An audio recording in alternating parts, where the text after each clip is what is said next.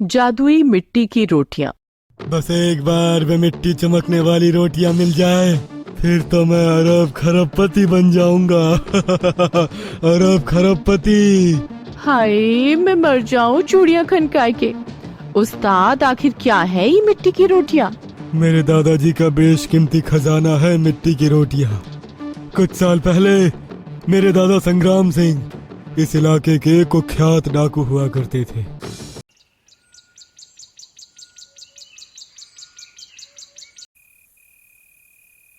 क्या खबर लाए हो कालिया? सरदार, रेलगाड़ी में करोड़ों के हीरे जा रहे हैं। तो हो जाओ तैयार, आज हम हीरो की लूट करेंगे। उस दिन की ट्रेन डकैती में वे करोड़ों के हीरे दादाजी के हाथ आ गए थे। मगर क्या उस्ताद? दादाजी ने मरते समय बताया था कि बेटा जग्गा सिंह, उस दिन पुलिस से बचने के लिए मैंने वो लूट के हीरे मिट्टी की रोटियों में दबाकर अमरपुर गांव के मंदिरों में छिपा दिए थे। अगर तू उन्हें ढूंढ सके तो ढूंढ लेना। तभी रघु और रंगा भागते हुए आते हैं। उस्ताद, हम अमरपुर गांव में पशु व्यापारी बनकर 3 दिनों तक घूमते रहे। हमने मंदिर का कोना कोना छान मारा, पर मिट्टी की रोटियां कहीं नहीं मिली। उन दोनों की बात सुनकर जग्गा सिंह काफी देर तक अपनी लंबी लंबी मूछों को ऐंठते रहता है और फिर कुछ सोचते हुए कहता है, इसका मतलब मिट्टी की चमकने वाली रोटियां किसी गांव वाले के हाथ लग गई है। हमें उस गांव वाले को ढूंढना होगा। पर ये ऐसा कैसे हो सकता है उस्ताद, चूड़ियां खनकाए के? ये जरूर होगा रामकली। बस तुम सबको मेरे साथ अमरपुर गांव में चलना होगा। जग्गा सिंह रामकली, रघु और रंगा के साथ अमरपुर गांव में आ जाता है। वे सब गांव में मेवों के व्यापारी बनकर आते हैं। क्या हम कुछ दिन गांव के इस मंदिर में ठहर सकते हैं? हाँ हाँ, ठहर सकते हो। तुम लोग कहाँ से आए हो और क्या बेचते हो?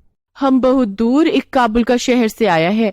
हम काजू, बादाम, किशमिश, चिलगोजा आदि सूखा मेवा बेचता है चूड़ियां खनकाए के। हाँ। जग्गा सिंह अपने आदमियों के साथ मंदिर में डेरा डाल लेता है और फिर उन्हें अपना नया फरमान सुनाते हुए कहता है, रघु, रंगा और रामकली, तुम सब गांव में जाकर मेवा बेचो और इस बहाने उस आदमी को ढूंढो जो हमारी मिट्टी की चमकने वाली रोटियां छिपा कर बैठा है। आप चिंता ना करो उस्ताद, हम उसको जल्दी ही ढूंढ लेगा चूड़ियां खनकाए के। रघु, रामकली और रंगा मेवा बेचने के बहाने गांव में निकल जाते हैं। सूखा मेवा ले लो, सूखा मेवा। अरे ओ मेवा वाली, क्या क्या है बताएगी? बादाम, काजू, पिस्ता, किशमिश सभी कुछ है, जो लेना हो बोलो, चूड़ियां खनकाए के। रामकली मेवे बेचने के बहाने उस औरत के पास बैठ जाती है और फिर उससे बातों बातों में मिट्टी की रोटियों के बारे में पूछने लगती है। बहन, सुना है कि तुम्हारे गांव में किसी के यहाँ मिट्टी की रोटियां रखी हैं, वो चमकने वाली मिट्टी की रोटियां। तुम क्या कहो सो? मारी तो कुछ समझ ना आ रहा। मिट्टी की रोटियां, वो भी चमकने वाली? यहाँ किसी के पास ऐसी रोटियां तो बिल्कुल ना से। रघु, रंगा और रामकली शाम तक गांव में घूमते रहते हैं, मगर मिट्टी की रोटियों का कहीं कोई सुराग तक नहीं मिल पाता। सारा गांव छान मारा उस्ताद, पर मिट्टी की रोटियां कहीं ना मिली चूड़ियां खनकाए के। मुझे तो लगता है कि इस गांव में ऐसी रोटियां है ही नहीं उस्ताद। चुप कर रंगा, मिट्टी की चमकने वाली रोटियां कोई इसी गांव में छिपा कर बैठा है और मैं उससे रोटियां निकलवा कर ही रहूंगा। ये कहकर जग्गा सिंह इधर उधर देखता है और तभी उसकी नजर घास के मैदान में चल रहे पशुओं पर पड़ती है। उन पशुओं को देखकर अचानक ही जग्गा सिंह का चेहरा खिल उठता है। मिल गया तरीका, अब देखता हूँ कि कैसे नहीं मिलती रोटियां। ऐसा क्या तरीका मिल गया उस्ताद चूड़ियां खनकाए के? जरा हम भी तो जाने। रामकली के ये पूछने पर जग्गा सिंह कहता है, इस गांव के लोग पशु पालते हैं, उनका दूध पीते हैं और उन सब के पशु यहाँ जंगल में घास चरने आते हैं। तो उससे क्या होगा उस्ताद? उससे बहुत कुछ होगा मूर्ख। हम इस घास पर ऐसी दवा छिड़क देंगे कि उसे खाते ही गांव के सारे पशु बीमार पड़ जाएंगे और उनका दूध पीने से गांव वाले। ये कहकर जग्गा सिंह हंसने लगता है, मगर उसके साथी हैरान हो जाते हैं। उस्ताद, गांव वालों के बीमार होने से हमें क्या लाभ होगा? मूर्ख, हमें बीमारी का इलाज करने का मौका नहीं मिलेगा क्या? हम उनका इलाज करने के नाम पर रोटियां मांगेंगे, रोटियां, और वो भी मिट्टी की चमकने वाली रोटियां। जग्गा के कहने पर उसके आदमी मैदान की हरी हरी घास पर दवा छिड़क देते हैं और फिर जैसे ही अमरपुर गांव के पशु उस घास को चरते हैं, सब बीमार पड़ जाते हैं। उधर बीमार पशुओं का दूध पीने से गांव वाले भी बीमार पड़ने लगते हैं। अम्मा, मेरे पेट में जोर का दर्द हो रहा है। दूध पीने के बाद पेट में दर्द तो मुझे भी हो रहा है, साथ में उल्टी भी आने को है। कुछ ही दिनों में गांव में बहुत सारे लोग बीमार पड़ जाते हैं। कई लोगों को उल्टी दस्त होने लगती है। उधर पशु भी बीमार होकर पांव पसारने लगते हैं। ये देख गांव वाले चिंता में पड़ जाते हैं। न जाने हमारे गांव पर क्या आफत आन पड़ी है, आदमी और जानवर सब बीमार पड़ने लगे हैं। मुझे तो लगता है कि किसी देवी देवता का श्राप है। उसी समय जग्गा सिंह साधु के भेष में गांव वालों के सामने आता है। मैं गांव के सभी पशुओं और लोगों को स्वस्थ कर सकता हूँ। तो कर दो ना साधु महाराज, इंतजार किस बात का? पर इसके लिए एक शर्त है। शर्त की बात सुनकर गांव वाले एक दूसरे को देखने लगते हैं। उसी समय एक गांव वाला कहता है, वो क्या शर्त है महात्मा जी, जरा बताओ तो। तुम गांव वालों में से किसी एक के पास मिट्टी की चमकने वाली रोटियां हैं। वे रोटियां मुझे दे दो तो मैं सबको ठीक कर दूंगा। ये सुनकर सब गांव वाले हैरान रह जाते हैं और एक स्वर में कहते हैं, पर मिट्टी की ऐसी रोटियां तो हम में से किसी के पास भी नहीं है। हम तो ऐसी रोटियों के बारे में पहली बार सुन रहे हैं। ये सुनकर जग्गा सिंह को गांव वालों पर बहुत गुस्सा आता है और वो उनसे नाराज होकर कहता है, अगर तुम इतने ही लालची हो तो मरो तड़प तड़प कर।